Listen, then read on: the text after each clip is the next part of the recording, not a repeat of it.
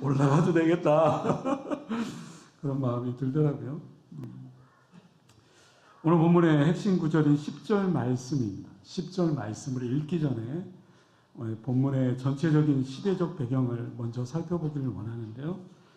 본문의 시대적 배경을 살펴보기 위해서는 11절 말씀입니다. 11절 말씀을 우리 같이 한번 읽어보겠습니다. 시작.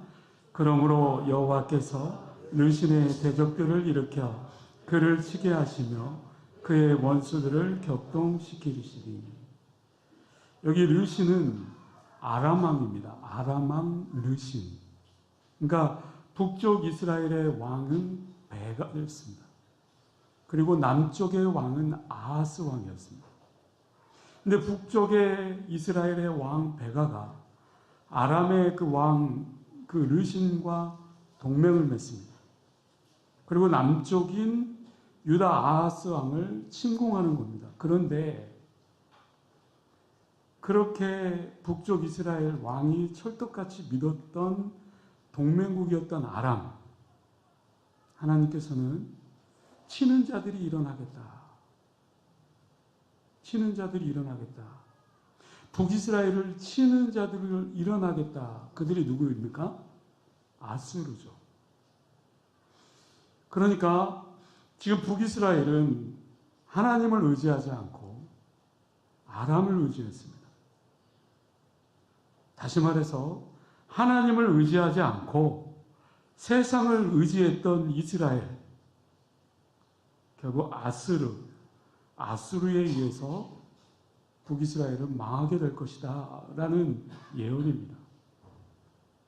지금 이사야 선지자는 북이스라엘의 출신입니다. 근데 남쪽의 유다에 와서 예언을 합니다. 그래 북쪽 이스라엘을 본받지 말라라는 거죠. 그러나 남유다의 아하스 왕은 또다시 북이스라엘 왕처럼 이방 세력을 의지하려고 하는 거예요. 세상을 의지하려고 하는 겁니다.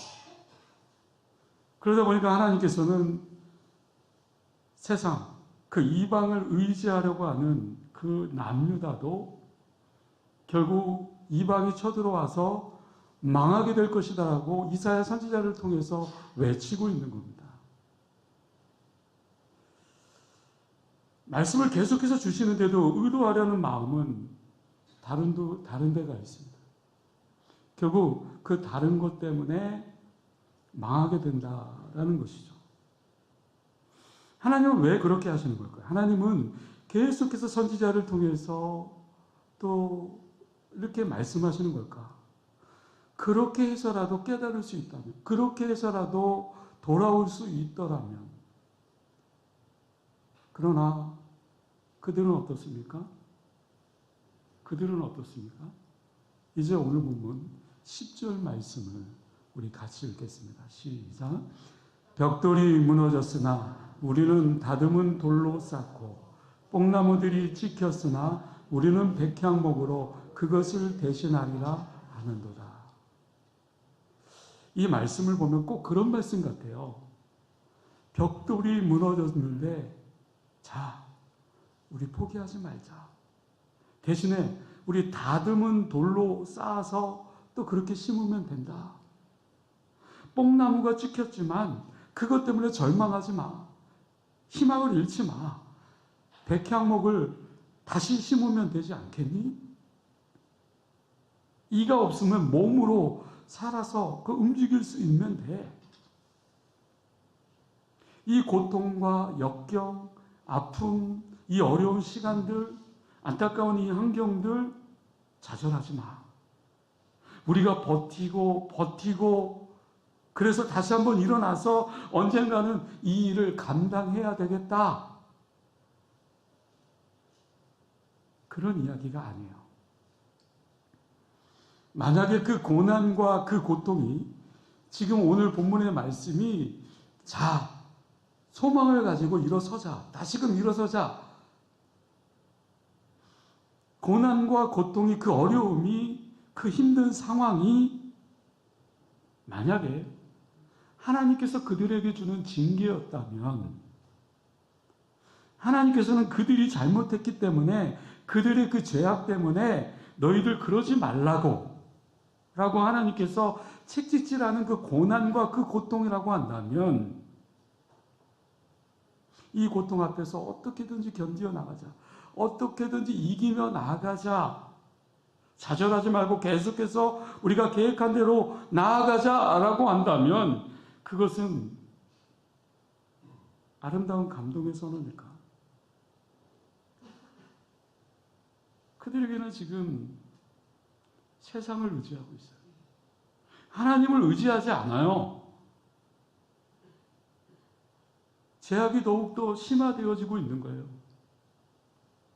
바로 거기에 있는 거예요. 하나님 앞에 범죄함으로, 악을 행함으로 주시는 그 심판이라고 한다면, 그때에 그들에게 있어서, 자, 우리 다시 한번 일어서자. 하나님이 지금 심판을 주고자 하는데 다시 일어서자. 우리는 할 수 있어. 우리 스스로 일어설 수 있어. 그게 뭡니까? 오늘의 본문은 그게 아니에요. 그들에게 있어서 지금 해야 될 일이 뭡니까? 잘못하고 있다면 회개해야 돼요. 회개밖에 없는 거예요. 그런데 이들이 회개하지 않고 지금 어떻게 하고 있느냐? 걱정하지 마. 우리가 어떻게든지 버티고 또 다시 일어서면 돼. 우리 스스로 이것을 헤쳐나가면 돼. 하나님은 지금 그들을 하나님을 의지하지 않기 때문에 심판의 도구로 이방을 사용하시고 징계하시기를 원하시는데, 그들은 그것마저도 회개하지 아니하고 그들 스스로 이겨낼 수 있다라고 생각하고 있는 거예요. 그것이 뭐예요? 교만이죠. 오늘 본문 10절 그 앞에 9절 말씀을 한번 읽어볼까요? 같이 읽겠습니다. 시작. 모든 백성 곧 에브라임과 사마리아 주민이 알 것이거늘 그들이 교만하고 완악한 마음으로 말하기를, 그들이 교만하고 완악한 마음으로 말하기를, 벽들이 무너졌으나 우리는 다듬은 돌로 쌓고 뽕나무들이 지켰으나 우리는 백향목으로 그것을 대신하리라. 교만이죠. 교만하고 완악한 마음이죠. 에브라임은 북쪽 이스라엘의 대표 지파예요. 사마리아는 북쪽 이스라엘의 수도예요. 이들에게 말씀이 전해집니다. 그렇지만 그들의 마음은 믿지 않아요. 교만하고 오히려 더 완악해졌어요. 여러분, 교만이 뭘까요? 내가 다 안다라는 거예요. 교만이 뭘까요? 내가 스스로 살 수 있다라는 거예요. 하나님 없이도 내가 살아갈 수 있다라는 거예요. 그게 교만이에요. 근데 성경은 뭐라고 얘기해요? 하나님 없이는 결코 설 수 없다고 이야기하죠. 그렇게 가르치고 있죠. 교만하고 완악한 마음이 드니 이스라엘이 어떻게 합니까?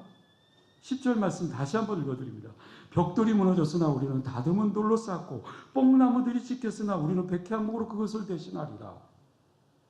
성경에 보면 이 땅 가운데 죄가 처음 들어오게 된 이유, 아담과 하와가 선악과를 따먹었어요.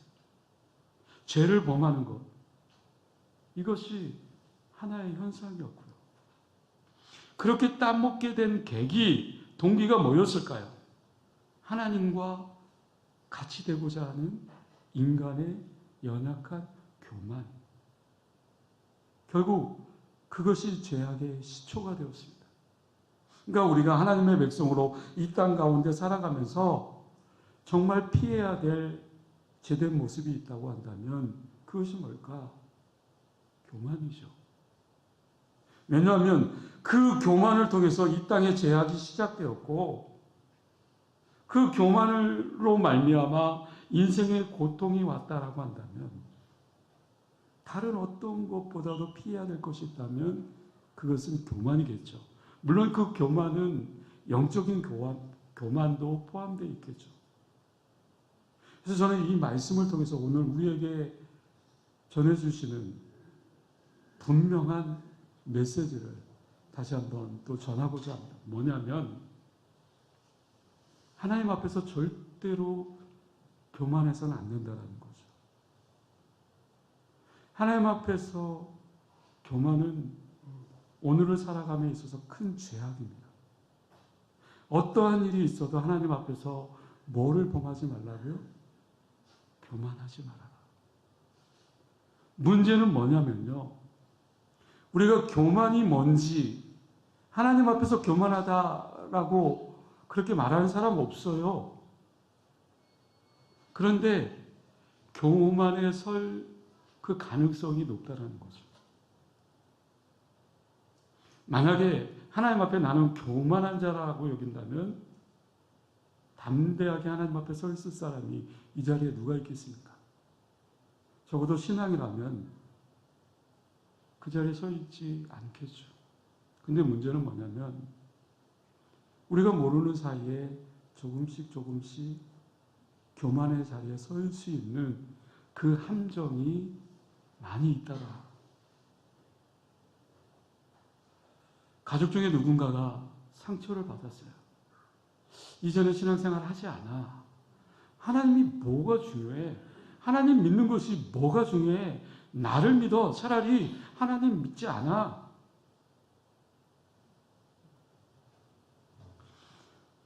너무나 쉽게 빠질 수 있는 교만의 함정, 교만의 늪 가운데서 쉽게 빠질 수 있도록 우리를 유혹하는 구체적인 모습들을 한번 뒤돌아보고 발견해 보기를 원해요. 이 모습들을 통해서 적어도 저와 여러분들이 교만의 함정에 빠지지 않기를, 교만의 그 늪에 빠지지 않기를 주님의 이름으로 간절히 소망합니다. 나도 모르는 사이에 교만의 그 함정에 빠지는 그 함정이 뭘까? 첫 번째는요. 하나님 없이도 나는 잘 살 수 있다라는 마음가짐에 나는 잘 살 수 있어. 하나님 없어도. 오늘 본문 10절 말씀을 제가 다시 한번 읽어보겠습니다. 벽돌이 무너졌으나 우리는 다듬은 돌로 쌓고 뽕나무들이 찍혔으나 우리는 백희한 목으로 그것을 대신하리라 하는도다. 언뜻 보면 성경을 조금 읽으신 분들이라면 이거와 매우 흡사한 말씀이 다른 곳에 있는 것을 우리가 느낄 수 있어요. 뭐죠? 창세기 11장에 바벨탑 사건이요. 바벨탑을 쌓을 때 왜 하나님이 그렇게 싫어했을까요? 탑을 쌓는 것은 그들의 행위 자체가 나쁜 것이 아니거든요. 그러니까 하나님께서는 그들을 왜 허락하지 않았을까? 그 이유는 창세기 11장 4절의 말씀을 보면 또 말하되 자 성읍과 탑을 건설하여 그 탑 꼭대기를 하늘에 닿게 하여 우리 이름을 내고 온 지면에 흩어짐을 면하자. 4절 말씀을 보면요. 어떤 말씀 가운데 바벨탑을 허락하지 않았을까요? 우리 이름을 내고 히브리 언어로 직역하면 이런 이야기 됩니다. 우리 스스로가 스스로의 이름을 짓자. 다시 말하면 바벨탑을 쌓는 그 행위가 문제가 아니에요. 그들 마음 가운데는 누구와 같이 되고 싶은 마음이 있는 거예요? 하나님. 하나님과 같이 되고 싶은 마음이 그들 가운데 있는 거예요. 다시 말해서 그것이 뭐예요? 하나님 없어도 살 수 있어. 하나님 없어도 잘 살 수 있어. 하나님 없어도 우리 인생을 스스로 잘 설계할 수 있고 또 그대로 잘 살아갈 수 있어. 그러한 고백이 지금 이스라엘 백성들 가운데 담겨져 있는 거예요. 때문에 하나님께서 이것을 막으시려고 하는 거예요. 그런데 이들 마음에 담겨져 있는 구체적인 행동 가운데 나타나는 그 현상 가운데 하나가 창세기 11장 3절에 나와요. 어떤 모습이었을까요? 서로 말하되 자 벽돌을 만들어 견고히 굽자 하고 이에 벽돌로 돌을 대신하며 역청으로 진흙을 대신하고. 어떤 말씀과 거의 비슷합니까? 조금 전에 우리가 읽었던 10절의 말씀과 좀 비슷합니다. 다시 말하면 그게 아니야, 그게 아니야 라고 하나님께서 막으시는데도 불구하고 우리 이거 할 수 있어. 우리 스스로 이겨낼 수 있고 우리 스스로 이것을 할 수 있어. 하나님 없어도 돼. 나 혼자 잘 먹고 잘 살아갈 수 있어. 이것이 바로 교만이고 이것 때문에 하나님께서 막으셨는데 그 모습의 구체적인 그게 뭐냐?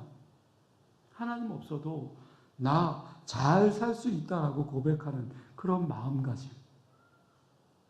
이것이 첫 번째 교만에 빠질 수 있는 함정이라는 거죠. 하나님 앞에 교만하지 않은 사람 이 세상에 누가 있겠습니까? 그런데 우리가 이 땅 가운데 살아가면서 하나님 없어도 괜찮아.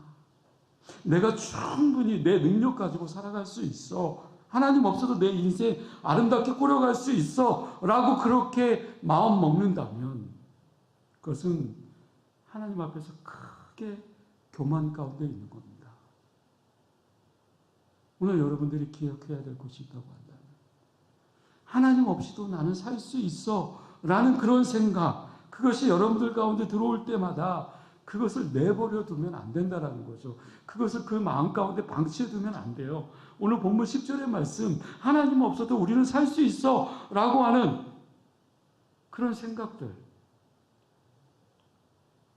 어느 주석에 보니까요, 아주 재미있는 말로 표현되어 있더라고요. 우리말로 번역하면 뭐라고 표현했냐면 인간의 허세다. 하나님 없어도 살 수 있어.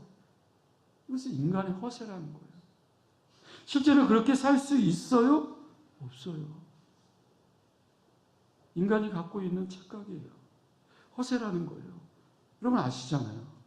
우리 인간은 스스로 절대로 아름답게 살아갈 수 있는 그런 존재가 아니에요. 하나님의 은혜 아래 있을 때 우리의 인생은 아름다워질 수 있는 거고 하나님의 돌보심, 하나님의 그 인도하심 아래 있을 때만이 우리의 복된 인생을 열어갈 수 있는 것임을 믿을 수 있길 바랍니다. 왜요? 우리의 인생 자체가 죄성인 그 본성을 갖고 있어요. 자유롭지 못하기 때문에 그래요. 그것을 다스림 받아야 돼요. 다스림 받는다라는 것은 하나님의 그 은혜, 하나님의 그 인도하심, 하나님의 돌보심 가운데 머물러 있을 때에 아름다운 존재, 복된 존재가 되어질 수 있는 겁니다. 그럼에도 불구하고 하나님 없이는 나는 충분히 그렇게 살 수 있어 라고 그렇게 한다면 그게 교만 중에 교만이 아닐까요? 그럼 우리가 범할 수 있는 교만의 함정은 하나님 없이도 살 수 있어 라는 것이 착각이라는 거죠. 여러분 이것에 빠지지 않기를 간절히 소망합니다.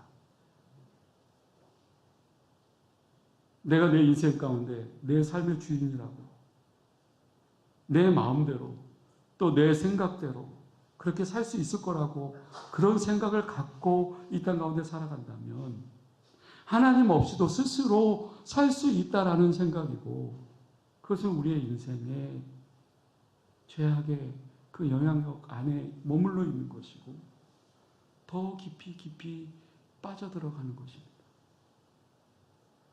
나도 모르게 교만에 빠지게 되는 함정 두 번째입니다. 하나님은 지금 이스라엘 백성들에게 회개를 기대하고 계세요. 근데 이스라엘 백성들 스스로가 그렇게 얘기하죠. 아니야. 나는 그럴 일 없어. 나는 그렇지 않아. 나는 교만하지 않아. 여러분 첫 번째 교만이 뭐였습니까? 하나님 없이 나도 나 혼자 잘 살 수 있어 라는 그런 생각. 그런 심각한 교만에 빠지게 만든다라는 그런 함정이라고 한다면 두 번째는 나는 그럴 일 없어. 적어도 나는 본문은 아니지만 17절, 18절 말씀입니다. 17절, 18절 말씀 우리 같이 한번 읽어볼까요? 시작. 이 백성이 모두 경건하지 아니하며 악을 행하며 모든 입으로 망령되이 말하니 그러므로 주께서 그들의 장정들 기뻐하지 아니하시고 그들의 고아와 가부를 긍휼히 여기지 아니하시고 그럴지라도 여호와의 진노가 돌아서지 아니하고 그의 손이 여전히 펴져 있으리라.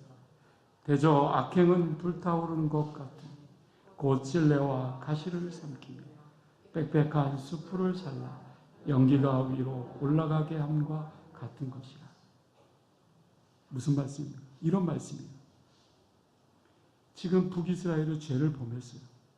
그러자 하나님께서 그들의 악행을 그대로 내버려둘 수가 없었어요.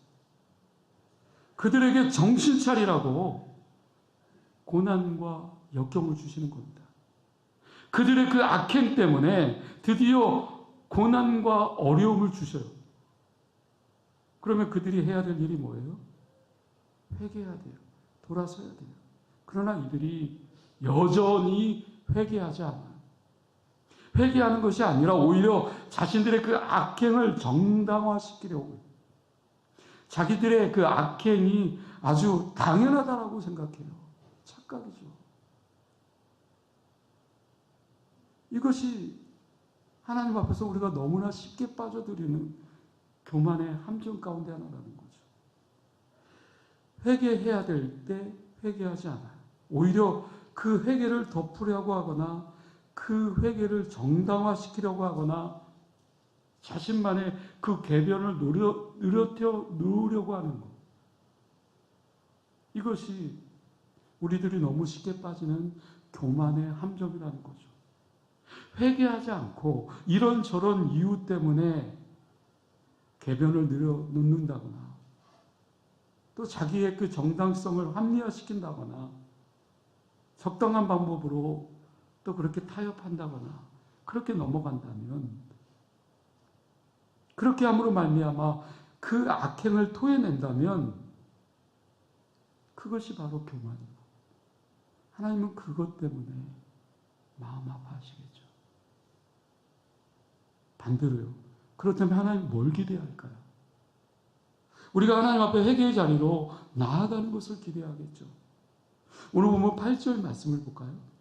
주께서 야곱에게 말씀을 보내시며 그것을 이스라엘에게 임하게 하셨은즉. 야곱과 이스라엘 같은 사람입니다. 그런데 이런 중요한 말씀을 하나님께서 왜 야곱에게 보내시며 또 이스라엘에게 임하게 하셨다라고 했을까요? 야곱이라는 뜻이 무엇입니까? 약탈자라는 뜻이에요. 우리가 야곱같이 거짓말하고 간사하고 사기를 치고 그렇게 살아도 하나님은 뭐예요? 말씀을 보내시며 주께서 야곱에게 말씀을 보내시며 말씀을 주신다라는 거예요. 그래도 왜냐하면 제약된 상태의 우리를 그럼에도 불구하고 사랑하신다라는 거죠. 그런데요, 야곱을 그냥 내버려 두면 어떻게 됩니까? 야곱을 그냥 내버려 두면 망해요. 그래서 돌아오라고 주시는 말씀이죠. 그래서 말씀을 보내시는 거예요. 보내는 거죠. 옛사람을 벗어버리고 돌아오라고 말씀을 보내시는 거예요. 그리고는 또 뭐라고 얘기해요? 이스라엘에게 임하게 하셨은즉. 이스라엘은 뭐예요? 야곱이 변화된 모습이에요. 하나님의 왕자라는 아주 명예스러운 이름으로 바뀌어진 거예요. 야곱이 하나님께로 돌아왔을 때 이스라엘이 되어진 거예요. 근데 잘 보세요. 야곱에게 말씀을 보내신 것, 그리고 이스라엘에게 임하게 하신 것, 의미가 같을까요? 다르죠. 야곱에게는 돌아오라고 말씀을 보내신 거예요. 돌아온 이스라엘이 되니 말씀이 임한 거예요. 돌아온다라는 것은 회개한다라는 거죠. 그렇다고 죄를 버리는 것만으로 회개라고 말할 수 없겠죠. 잘못한 것을 깨닫는 것만으로 진정한 회개가 아니죠. 그것은 후회하는 거고 반성에 불과해요. 죄를 깨달았으면 그것을 하나님께 아뢰는 거예요. 하나님을 전적으로 의지하는 거예요. 더 나아가 순종의 길로 나아가는 거예요.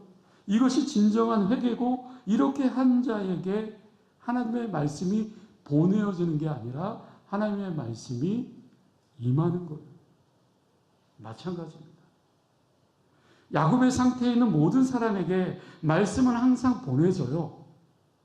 그래야 공평한 것 아니겠습니까?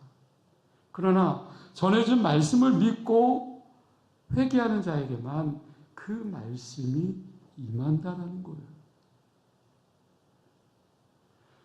만일 우리가 나는 죄가 없어, 나는 회개할 게 없어 라고 말한다면 둘 중에 하나이겠죠. 하나는 하나님을 거짓말쟁이로 만드는 거고, 두 번째는 자기 자신을 속이고 있는 거예요. 자기 자신을 속이고 있다는 것은 무엇을 말하는 거예요? 예를 들어서요. 여러분, 상상 임신 있잖아요. 상상 임신은 지금 임신하고 있는 거예요? 임신하지 않은 거예요? 뭐예요? 장로님 뭐예요? 상상 임신. 예, 임신을 안 한 거죠. 그냥 상상 임신이잖아요. 근데 본인은 그것을 믿어요, 안 믿어요? 하나님은 오늘 우리들을 향해서 완전하고 완벽하게 그렇게 기대한 적 없어요. 하나님은 오늘 우리를 향해서 불완전해서 실수하고 넘어지고 또 잘못하는 것을 누구라도 하나님은 잘 아세요. 그렇기 때문에 오늘 하나님께서 우리에게 요구하는 것은 얼마나 하나님 앞에서 내가 정말 똑똑하냐, 내가 잘났냐가 아니라 얼마나 정말 하나님 앞에 진심으로 회개하느냐. 그 회개하는 자에게 하나님은 관심을 가지세요. 예수님께서 이 땅에서 오셔서 하신 말씀이 뭐냐면, 나이는 의인을 부르러 온 것이 아니라 누구를 부르러 왔다고요? 죄인을 부르러 왔다. 죄인을 부르러 왔다고 한다면 우리들이 해야 될 것이 하나 있지요? 하나님, 나 아파요. 하나님, 나 오늘도 죄를 지었어요. 이것이 우리들이 해야 될 일이 아닐까요? 그렇게 하나님이 기쁘셔서 우리를 고쳐주지 않겠습니까? 그런데 나는 회개할 것이 없다. 무슨 회개냐? 오히려 그것을 정당화시키거나 덮으려고 한다면요, 나도 모르게 하나님을 부인하는 그런 교만에 빠져들겠죠. 마지막 하나 더요. 첫째가 하나님 없어도 난 더 잘 살 수 있어 라고 생각하는 그 교만의 착각. 두 번째, 회개해야 될 때 그때 하나님을 기뻐하시는데 오히려 회개하지 않고 나는 그럴 리가 없어 라고 그렇게 정당화시킬 때, 그때 교만의 함정에 빠질 수 있겠죠. 마지막 한 가지 더요. 세 번째, 자기들이 원하는 방향으로 계속 가는 겁니다. 난 그럴 리 없어 라고 생각하고 돌이키지 않냐고 계속 가는 거예요. 지금 이스라엘이 뭐냐면 하나님이 막으셨어요. 너 그러면 안 돼. 이사야 선지자를 통해서 계속해서 막으세요. 근데 막으심에도 불구하고 자기의 그 가치관을 가지고 원하는 방향으로 계속 가고 있는 거예요. 그것이 잘못된 길임을 깨닫지 못하고 가는 거예요. 그것이 교만의 모습이고 완악한 모습이죠. 잘못된 방향임에도 불구하고 계속해서 그것을 향해 가는 거. 하나님께서 막으심에도 불구하고 계속해서 가는 거. 그것이 우리들이 교만의 함정에 빠지는 길이겠죠. 하나님이 그렇게 하면 안 돼라고 개입하시고 또 심판의 도구로서 또 그렇게 방법으로 사용하시고 그렇게 막으심에도 불구하고 그래도 나는 가겠다. 나는 가리라. 나도 모르는 사이에 교만이라고 하는 그 함정에 계속 빠져드는 거겠죠. 그래서 이렇게 결론을 내릴 수 있을 겁니다. 하나님이 막으신다면 고집을 피우지 마십시오. 다른 데 고집 세워도 누구 앞에서는 고집 세워서는 안 된다고요? 하나님 앞에서. 하나님 앞에서 고집 세우지 말라라는 거예요. 하나님이 틀렸다고 한다면 우리는 틀렸다고 그것을 인정하면 되는 거예요. 주님, 내가 틀렸습니다. 회개하면 되는 거예요. 그게 바로 신앙이고 그게 바로 영성이지 않겠습니까? 틀렸다고 하나님께서 말씀하실 때, 하나님이 아니시라고 막으실 때, 그러면 우리가 방향을 바꿔야 됩니다. 그렇지 않고 고집 피운다라는 것은 교만이라고 하는 완악한 마음에 빠져들고 마는 그런 모습이겠죠. 이제 말씀을 정리하고 싶습니다. 오늘 주시는 말씀을 통해서 다른 것은 몰라도 한 가지는 반드시 가지셔야 됩니다. 그것은 뭐냐면 하나님 앞에서 절대로 교만해서는 안 됩니다. 그렇기 때문에 하나님께서 틀렸다라고 한다면 언제든지 뭐 하셔야 된다고요? 바꾸셔야 돼요. 하나님 없어도 나는 더 잘 살 수 있어. 나도 모르게 영적인 그 함정에, 교만의 함정에 빠져들어가고 있는 겁니다. 하나님이 잘못했다고 지적하실 때마다 분명히 회개를 기대하는데 나는 그럴 리 없어. 나는 회개할 게 없어. 라고 여긴다면 그것 또한 교만의 늪에 빠져들어가는 거겠죠. 하나님께서 막으시면 그때 어떻게 해요? 돌이켜야 되죠. 하나님 없어도 혼자 잘 살 수 있다라는 그 생각이 내 마음 가운데 들어오기 시작하면 절대로 그것을 받아들여서는 안 된다라는 거죠. 주 없이도 나는 살 수 있다? 아니죠. 주 없이 나는 살 수 없습니다. 내 인생은 내 인생이 아니라 내 인생은 하나님 앞에 맡기는 삶, 아름다운 그 인생이 아니겠습니까? 저나 여러분이나 하나님 없이는 절대로 살 수 없는 존재 아닙니까? 그것을 인정하는 것이 우리의 믿음의 고백으로 이어져 나와야 되겠죠. 가는 길이 잘못되어서 하나님이 막으시면 내가 아무리 원하는 길이라 할지라도 기꺼이 바꾼다면 그때 하나님께서 보다 새로운 그 은혜를 가지고 기다리고 계시고 또 그 은혜를 주실 때 그 은혜가 너무 커서 하나님을 찬양하게 될 것입니다. 한 주간 살아갈 때 정말 주 없이 나는 살 수 없네. 내가 다른 길로 가고 있다고 하면 전적으로 돌이켜서 하나님 앞에 회개하고 제거하고 또 주님 앞에 한 걸음 한 걸음 더 달려나가는 복된 인생이 될 수 있기를 주님의 이름으로 간절히 축원합니다. 기도하겠습니다. 은혜로우신 아버지 하나님, 이스라엘 백성들, 그들은 그들 스스로 잘 할 수 있을 거다. 돌이키지 않고 있습니다. 오히려 더 그릇된 길로 가고 있습니다. 자기들이 원하는 방향으로 계속해서 가는 어리석은 그 모습을 보게 됩니다. 하나님 앞에서는 정말 고집 피울 것도 없고 주님 앞에 내려놓아야 될 것, 제거해야 될 것이 무엇인가?